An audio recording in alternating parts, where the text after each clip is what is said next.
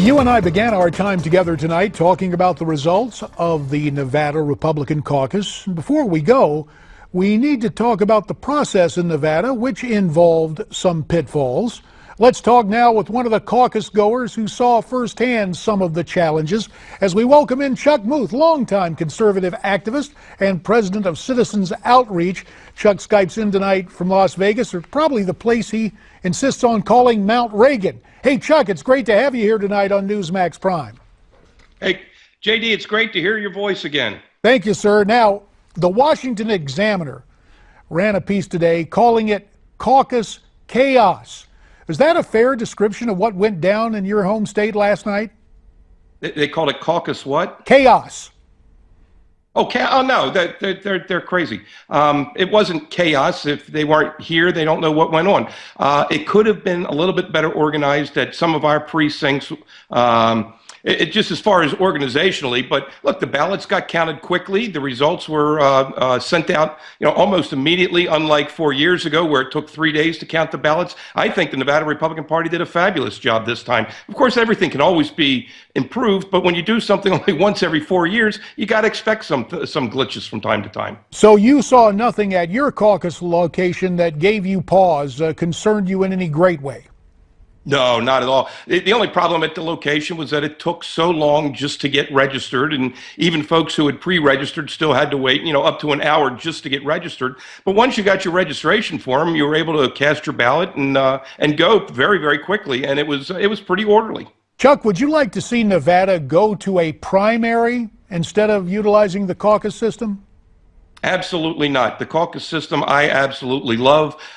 With the caucus system, you get a much better informed electorate. You get a much stronger conservative electorate, and it kind of evens the playing field out, JD, with candidates who have strong grassroots support but maybe don't have a whole lot of money, in these years with these candidates. So I think the caucus system is absolutely a great system for conservatives especially. Chuck Muth, tonight, from outside Las Vegas with his perspective since he was voting in that caucus last night. Chuck, we really appreciate your time. Now, it's time for the way you see it, your comments via social media. Our first comment tonight comes from Jan, who writes in about our interview with Brandon Washington last night. You may recall he's the conservative African-American young man who at the tender age of 25 is currently the president of the Brooklyn Young Republicans Club. She was quite impressed, writing, "How refreshing to hear a young man with such thoughtful and wise ideas. I do hope he will stay involved in politics. I'm an elderly white voter, and I am so encouraged with this type of young person in charge of the future of this country." We enjoyed having Brandon here, and we hope to have him on again in the not-too-distant future. Next, it's Vic, writing in about another of our guests last night, retired Major General Robert Dees, who is Dr. Ben Carson's national campaign chairman. Vic writes, and I quote, "JD, Major General Dees says Carson is committed to thousands of people, so he will continue on. With all due respect, both of them need to wake up to the fact that they are committing those good people to a President Trump. That is a fate they will more than likely not appreciate later on." And finally, it's Abe, who makes very clear who he's supporting and exactly why. He writes, "Trump is not perfect, obviously, but at least he's not following the same orders as the lawless reps who no longer represent America. Listen to the people. We want our country back. And listen closely to me.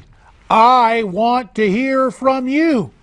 Send me your comments on anything and everything we talk about during the course of our program, and you send those comments to me at newsmaxtv.com/comments. And another reminder that the Republicans get together tomorrow night in Houston, Texas to debate, and following their friendly discussion, we will have a post-debate special right here on Newsmax TV.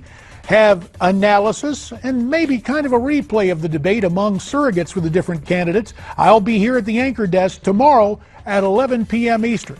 That'll do it for tonight. For those you see and those you don't, stay brave, stay free, stay tuned.